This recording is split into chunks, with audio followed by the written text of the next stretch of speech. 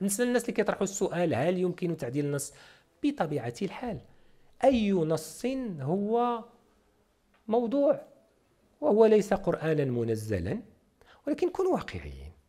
دوزنا هاد الشهور ديال الكلام، عندنا رأيين استشاريين مؤسسات دستورية، عندنا مذكرات نقابية، عندنا مذكرة كذلك ديال الاتحاد العام لمقاولة المغرب، عندنا رؤية حكومية، عندنا واحد النص.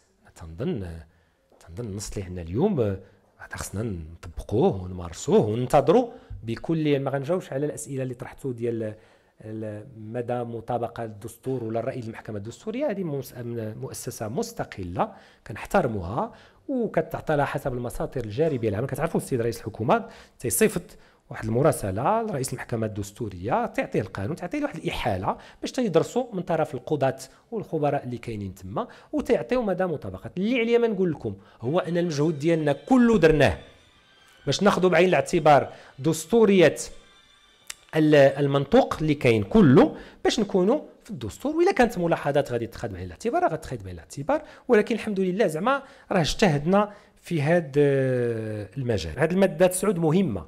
يمنع خلال مدة سرايا الإضراب إحلال العمال المضربين محل عمال المضربين عمالا أو أشخاصا آخرين. إلا درتي الإضراب اليوم ما كاين حتى شي مقتضى يمنع المشغل أنه يدير المناولة على سو تريتونس. تدير الإضراب يقدر يدير لا سو تريتونس، يقدر يجيب ناس وحدين اخرين، ولقينا في بعض الممارسات ما كيجيبش حتى ناس خدامين، كيجيب دي ستاجيير. عليا زدنا عمالا او اشخاصا نيمبورت ليكيل كيف ما كان نوعهم. اذن هادو كلهم ضمانات لمن تعطاو؟ راه تعطاو المضربين. السؤال سيدات والساده الصحفيين، واش واش هاد الشيء كان قبل؟ كان العكس.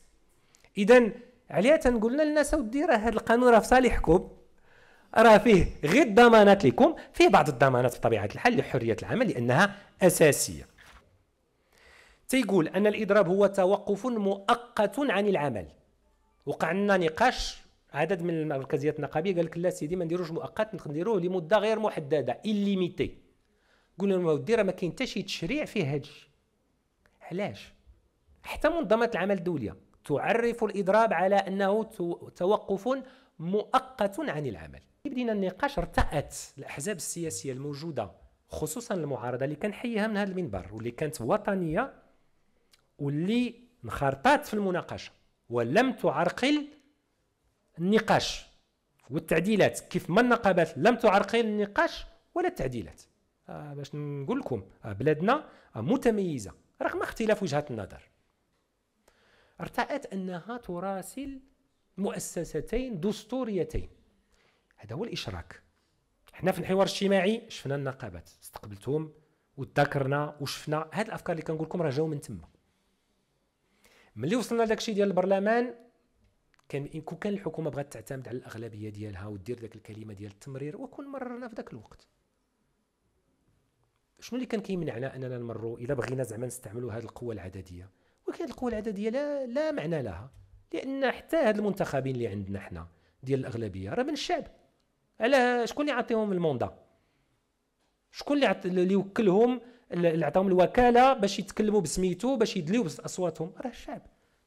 وبالتالي حتى في الاغلبيه ملي جات الطلب ديال المعارضه باش يتم العرض ديال القانون، ولكن القديمه حيت كنا مازال ما عندناش هذه المسوده هذه، على المجلس الاقتصادي والاجتماعي، عبدو ربيه مشيت شخصيا للمجلس الاقتصادي والاجتماعي ودرت واحد العرض كيف ما مشات النقابات ودرت العروض ديالها. وكذلك كان الامر مع المجلس الوطني لحقوق الانسان. وكان يمكننا في سبتمبر، كتعرفوا سبتمبر البرلمان شاد، كان يمكننا لو كنا بغينا نديروا التمرير اننا نجمعوا اللجنه في ذاك الوقت باش نسربيو.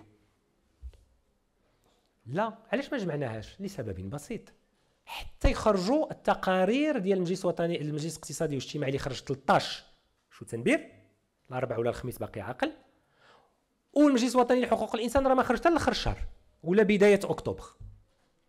ولم تكن هنالك في ذاك الوقت اي اجتماع لاي لجنه برلمانيه. انتظرنا حتى سيدنا الله ينصرو افتتح هذه الدوره الخريفيه ديال مجلس النواب. ملي افتتح سيدنا الدوره وبدينا العمل كانوا عندنا جوج ديال الوثائق، وخصوصا الوثيقة المجلس الوطني، المجلس الاقتصادي والاجتماعي والبيئي، التي تم التصويت عليها بالإجماع ديال النقابات والفرقاء الاجتماعيين. فين؟ في المجلس. فيها نقطة 1، نقطة 2، نقطة 13، 12 إلى آخره. شنو درت واحد المراسلة صيفطها للنقابات، لأن صافي جا الوقت خصنا ندخلوا دابا للتفاصيل، ما نبقاوش نهضروا في العموميات. ياك سيدي كان هذا النقاش، وإلا هذه المؤسسة ما عندها قيمة ديال المجلس الوطني، المجلس الاقتصادي والاجتماعي والبيئي، كنحترموا المؤسسات ديالنا. هذه المؤسسة سيدي درتوا واحد العدد ديال النقاط، دليتوا فيها بالآراء ديالكم، وافقتوا عليها بالإجماع، عطيونا المقترحات ديالكم العملية نقطة نقطة، والحق يقال النقابات جاوبات.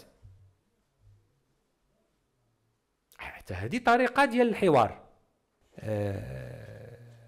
يعني كان بنسبة 1.4% في القطاع الخاص ديال يوم الأربعاء. الأرقام اللي متوفرين عليها احنا ديال الأربعاء، لأن اليوم الخميس مازال ما. إذا بالنسبة للقطاع الخاص الإضراب هو 1.4%. كيفاش تيتحسب هذا لو طو؟ هو العدد ديال الناس المضربين بالنسبة لعدد الناس اللي كاينين في القطاع الخاص. باش بالنسبة للقطاع العام 32%. بالنسبة للقطاع ديال التعليم 35.5%.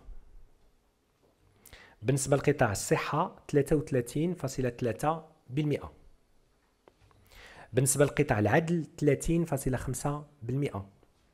بالنسبة لما يمكن أن نسميه قطاع الجماعات الترابية 26.4%. بالنسبة للمؤسسات العمومية وامتدادات ديالها 25.9%.